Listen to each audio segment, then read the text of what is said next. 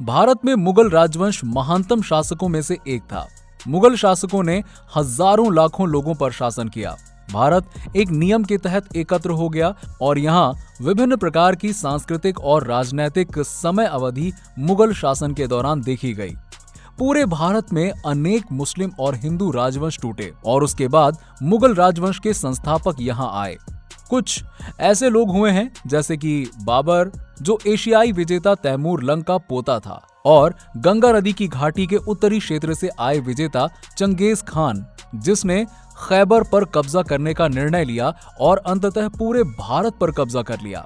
दोस्तों, एक कहावत कही जाती है कि इतिहास जीतने वाले के हिसाब से ही लिखा जाता है। आज की इस वीडियो में हम आपको मुगलों की उपलब्धियों के बारे में बताने जा रहे हैं, जो असल में झूठ है और कुछ नहीं, और ऐसे कुछ चीजों के बारे में बताएंगे जिनका श्रेय मुगलों को दिया जाता है। ये है वो 5 झूठ जो मुगलों के बारे में बताए जाते हैं। इसमें पहला है, अगर बाबर ना होता तो बिरयानी ना होती। बिरयानी शब्द फारसी के बिरिंज बिरिया से बना है। इसका अर्थ होता है तले हुए चावल। बिरयानी का आज पूरे भारत में छोटे छोटे दुकानों से लेकर बड़े बड़े होटल्स तक बोलबाला है। लेकिन बिरयानी को मुगलों से जोड़ना बिल्कुल ही गलत है। गौर कीजिएगा, हिंदुस्तान के अंदर लखनवी और हैदराबादी बिरयानी सबसे ज्यादा पॉपुलर है। वहीं दूसरी ओर आगरा या फतेहपुर सीकरी की बिरयानी का नाम सुना है? नहीं सुना होगा, क्योंकि वहां की बिरयानी कभी मशहूर थी ही नहीं। आपको बता दें कि बाबर तुर्क से था और बिरयानी फारसी खाना है। जो बाद के मुगल बादशाह हुए हैं वो पुलाव के शौकीन थे। वैसे बिरयानी की बात चली है तो आपकी जानकारी के लिए बता दें कि बिरयानी का मुगलों के अलावा चावल से भी कोई रिश्ता नहीं है। आप लोगों को सच बताएं तो असली बिरयानी में चावल होते ही नहीं है। असल में ईरान में रुमाली रोटी के साथ रखे हुए मसालेदार भुने हुए मांस को बिरयानी कहते हैं। मुगलई के नाम पर हम जो आज कबाब खा रहे हैं वो मुगल सल्तनत के बाद के दौर में यहाँ के नवाबों और जमींदारों के द्वारा लाई हुई है। खैर छोड़िए दोस्तों, बिरयानी कहाँ से आई, क्या हुआ, कैसे आई। अब आप ये बताइए कि आपको कौन सी बिरयानी पसंद है। कमेंट सेक्शन में अपना जवाब जरूर दीजिएगा। अब दूसरा है, मुगल शासक महान थे। जरा अब आप ही सोचिए कि वो इतिहास कैसे सच हो सकता है जिसमें 150 साल राज करने वाले मुगलों को महान बताया जाता है। जी हाँ, और कई हजारों साल तक राज करने वाले हिंदू राजाओं का इतिहास में नामो निशान तक नहीं होता है, और आता भी है तो उन्हें मुगलों से कमजोर बताया जाता है। मुझे याद है कि जब मैं छोटी कक्षाओं में पढ़ा करता था तो इतिहास में मुगलों के शासन के बारे में पढ़ाया जाता था। कहीं भी ये नहीं पढ़ाया जाता था या बताया जाता था कि हिंदू राजा कितने महान थे। मुझे याद है कि उसमें कहीं भी जल्दी विजयनगर राज्य का उल्लेख होता ही नहीं था, जबकि विजयनगर राज्य के राजा लोग बहुत ही महान थे। यहाँ पर कृष्णदेव राय जी का भी शासन चला था, जो कि सबसे महानतम राजाओं में से एक थे।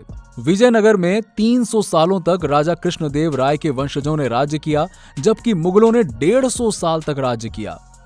वो भी भारत के उत्तरी भाग में, वो भी कुछ हिस्सों में सीमित था उनका राज्य, लेकिन विजयनगर राज्य उससे भी बड़ा था। मुगलों के सामने मराठा लोगों को भी बहुत कमजोर दिखाया गया है, लेकिन मराठा लोग मुगलों से कहीं ज्यादा ताकतवर थे। मुगल शासकों को बहुत ही ज्यादा दानवीर और महान बताया गया है, लेकिन सच्चाई ये है कि वो बहुत ही क्रूर और निर्दयी राजा थे। उन राजाओं ने कई हिंदुओं का धर्म परिवर्तन कराकर उन्हें मुस्लिम बना दिया, और जिन हिंदुओं ने मुस्लिम धर्म नहीं माना या स्वीकार नहीं किया उन्हें मरवा दिया गया। भारत के इतिहास में भारतवासियों को मुगलों का गुलाम बताया गया, जबकि वास्तविकता कुछ और है।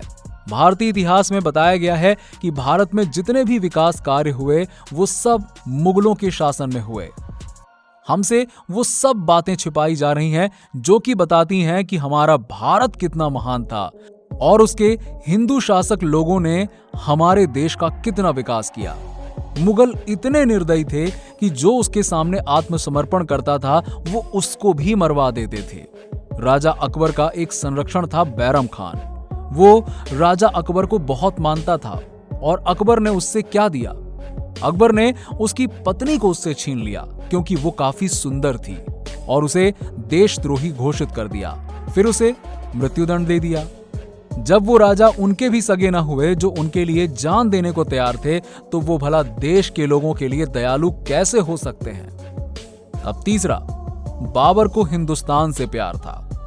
दोस्तों, भारत में मुगल साम्राज्य की शुरुआत बाबर ने 1526 में इब्राहिम लोदी को हराकर की थी और कई इतिहासकारों का मानना है कि बाबर और मुगल हिंदुस्तान से प्यार करते थे, तभी तो वो लूट पाट कर यहां से वापस नहीं गए और यहीं बस गए। अब बाबर को हिंदुस्तान से प्यार था या वो हिंदुस्तान पर राज करना चाहता था, इसका पता चलता है बाबर की अपनी लिखी हुई डायरी से। बाबर के बारे में काफी कुछ लिखा हुआ है, कुछ अच्छा तो कुछ बुरा। उसमें हिंदुस्तान के बारे में क्या लिखा है, आइए आपको बताते हैं। बाबर ने अपनी डायरी तुझे के बाबरी में काफी कुछ लिखा है हिंदुस्तान के बारे में। उसमें लिखा है कि हिंदुस्तान दिलचस्प मुल्क है, यहाँ के लोग खूबसूरत नहीं हैं, सामाजिक ताना बाना भी बहुत समृद्ध नहीं है, लोगों में शायरी करने का हुनर नहीं है, तमीज, तहजीब और बड़ा दिल नहीं है, कला और शिल्प के सही अनुपात की समझ नहीं है, अच्छे घोड़े, अंगूर, तरबूज यहाँ नहीं होते, बाजारों में रोटी, अच्छा खाना या बर्फ नहीं मिलती, गुसल खाने और मदरसे नहीं हैं। खैर, ये तो थी वो चीज जो हिंदुस्तान में बाबर को पसंद नहीं आई। ऐसे में बाबर ने हिंदुस्तान की दो चीजों की काफी तारीफ की है। पहली आम की और दूसरी हिंदुस्तानियों के पास मौजूद सोने की। दरअसल बाबर ने जो कुछ भी लिखा है वो उसके परिप्रेक्ष्य से बिल्कुल सही है, लेकिन वहीं समरकंद से आया एक आदमी एक बिल्कुल अलग भूगोल और समाज में पहुंचता है और अपने हिसाब से चीजों को देखता है, और जब अपने मुताबिक चीजें नहीं पाता तो हिंदुस्तान को गलत दिखाता है। चौथा, यदि मुगल न होते तो हिंदुस्तान में खूबसूरत इमारतें न होती।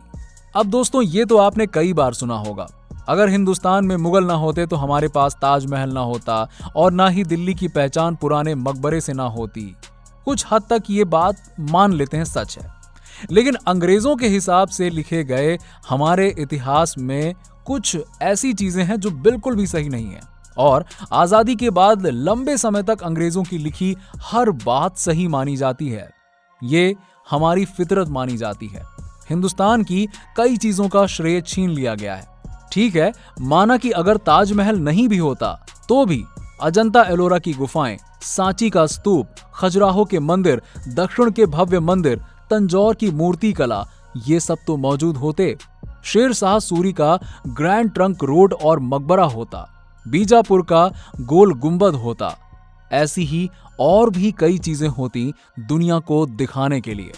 हाँ, ये सच है कि मुगलों के आने से फारसी और मध्य पूर्व की शिल्प कला को भारत में पैर जमाने का एक मौका मिला, लेकिन अपने भारत देश में पुराने समय से और खूबसूरत इमारतें बनती आई हैं, जिनमें से कई इमारतों का अस्तित्व मुगलों ने ही खत्म किया था। अब पांचवां, पहले मुगल आए, यूरोपियन बाद में आए। अब ये एक ऐसा सवाल है जो लोगों को बहुत ही ज्यादा कंफ्यूज करता है। तो अब हम आपको बताते हैं वास्को डी गामा के बारे में।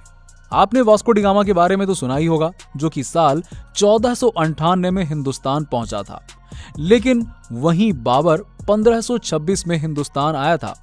तो ऐसे में इस बात को तो भूल ही जाइए कि मुगल पहले आए थे और यूरोपियन बाद में आए थे। इतिहासकारों के अनुसार गुजरात जीतने वाला अकबर पुर्तगालियों की एक बेहतर नौसेना के चलते गोवा की तरफ कभी नहीं गया था। यहां तक कि उसने कुछ जगहों पर पुर्तगालियों से समझौते तक के लिए कहा था। तो ये वो सब हो गए जो हमें मुगलों के बारे में बार बार बताया जाता है और जिन्हें हम सच मान लेते हैं। अब सवाल ही उठता है कि क्या मुगलों ने भारत को कुछ नहीं दिया? तो ऐसा भी नहीं है कि मुगलों का सारा इतिहास ही झूठा है। उन्होंने भारत को बहुत कुछ दिया भी है। अगर गौर करें तो देखेंगे हिंदुस्तान में अंग्रेजों की बनवाई हुई ज्यादातर इमारतें लाल रंग की होती हैं। जानकार बताते हैं कि इसके पीछे की वजह ज्यादातर मुगल इमारतों का लाल पत्थर का बना होना है। अंग्रेज हिंदुस्तान में गिनती में बहुत कम थे और मुगलों के अंदाज को अपनाकर जनता के मन में शासक वाली इमेज बनाए रखना चाहते थे।